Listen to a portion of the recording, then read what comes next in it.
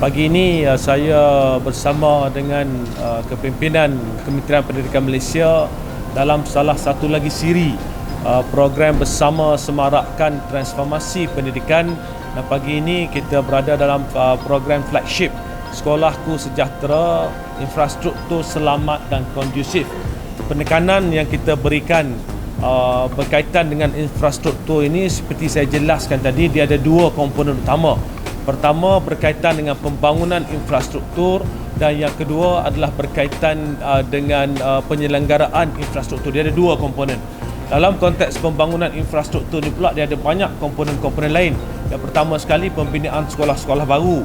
Yang kedua pembinaan bangunan baru di sekolah. Yang ketiga pembinaan bangunan-bangunan gantian, khususnya berkaitan dengan sekolah-sekolah yang mempunyai bangunan daif, iaitu antara komponen pembangunan. Dan pagi ini saya sentuh sedikit berkaitan dengan pembangunan infrastruktur sukan di sekolah. Jadi kalau kita lihat konteks pembangunan itu pun dah cukup meluas. Penyelenggaraan itu sendiri adalah berkaitan dengan penyelenggaraan sekolah di seluruh negara, di mana kita sedar, kita tahu bahawa banyak rungutan di luar sana. Kadang-kadang ada yang kata penyelenggaraan ini prosesnya panjang, lambat, dah minta berbulan-bulan, kadang-kadang tak dapat. Ini merupakan pendekatan ataupun usaha-usaha yang kita sedang lihat, perkara yang kita sedang lihat bagi memastikan proses pelaksanaan penyelenggaraan di sekolah-sekolah di seluruh negara ini dapat dilaksanakan dengan lebih cekap, tersusun dan teratur. Jadi tak akan timbul terlalu lama dan sebagainya. Namun begitu, we have to go beyond pendekatan yang sedia ada. Sebab itu kita dah try. Dalam tempoh 2 tahun ini kita try pelbagai pendekatan. Nampaknya kita nak kena cari satu pendekatan yang lebih holistik, yang lebih menyeluruh, dan juga pendekatan yang kita kata di luar daripada kebiasaan. Dan insya-Allah kita sedang perincikan pendekatan-pendekatan berkaitan dengan penyelenggaraan ini. Sekiranya tidak diatasi dengan baik dan tersusun, penyelenggaraan ini bakal memberi impak yang lebih besar, kerana kalau tidak diselenggara, kos untuk membaik pulih selepas dibiarkan untuk tempoh yang panjang adalah jauh lebih tinggi. Jadi itu berkaitan dengan penyelenggaraan. Apa yang paling penting adalah dalam konteks pembangunan ini adalah untuk kita pastikan supaya semua peruntukan-peruntukan pembangunan dan juga dalam konteks penyelenggaraan, semua peruntukan penyelenggaraan ini kita dapat gunakan secara optimum. Dalam konteks peruntukan pembangunan ini, kita dah jelaskan bahawa beberapa komponen dalam konteks desain sekolah ini kita telah minta supaya dikaji dengan lebih mendalam.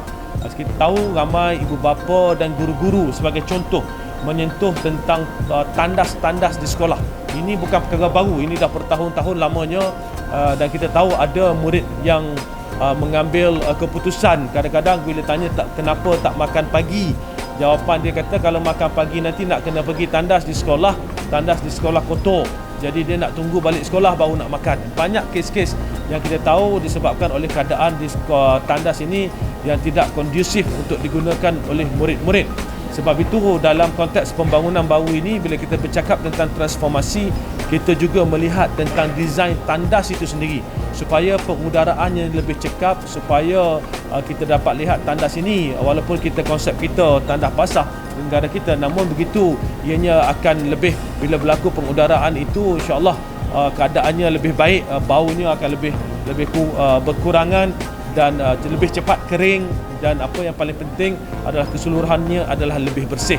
Jadi sebab itu kita secara keseluruhan kita lihat pada beberapa perkara lain berkaitan dengan desain sekolah itu, dan apa yang paling penting, desain ini tidak perlulah terlalu banyak ropol-ropol dan render-render serta kosmetik yang berlebihan di sekolah.